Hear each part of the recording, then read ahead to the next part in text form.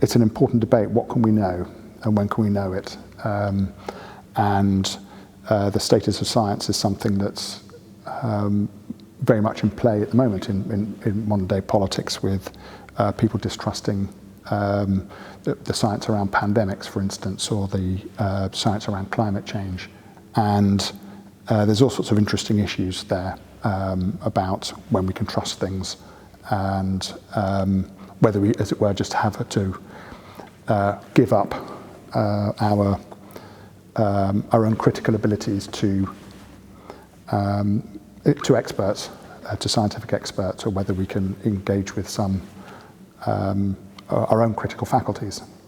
One great example I'm really interested in is determinism. So there's lots of philosophers who felt that science had sort of established determinism to be true in the 18th century with the success of Newtonian mechanics.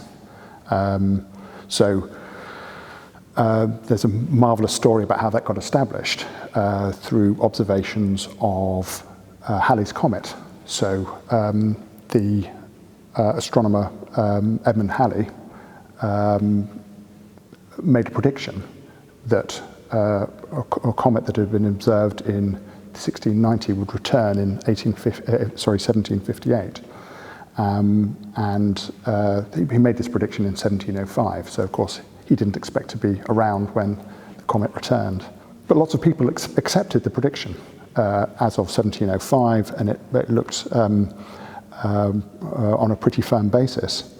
Now, scroll forward about 100 years to 1805, and a great French mathematician, Pierre-Simon Laplace, uses Halley's prediction, which turned out to be roughly correct, to argue that the whole universe is deterministic. That is, the earlier state of the universe completely fixes the later state.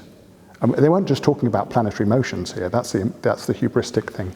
They were thinking about us as well. So, somehow the atoms in our bodies must be governed by deterministic laws. So, if I get up and go to the library, then it's somehow the atoms in my body making me do that, and not the fact that I want a particular book.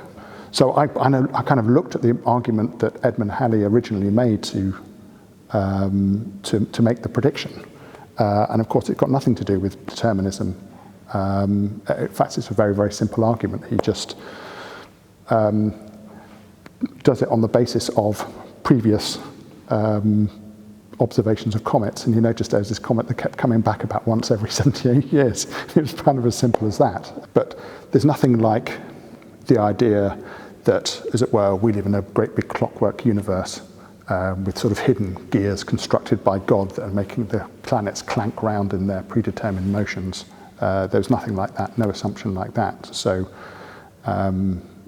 it's kind of remarkable that for around about a century, until the early 20th century, when quantum mechanics came along, a lot of people thought, my goodness, we have to accept determinism, and therefore that constrains the things we can say about ourselves, like, for instance, do we have free will? So it's really, it's thinking about knowledge and its value to us, and what the proper standards for knowledge are.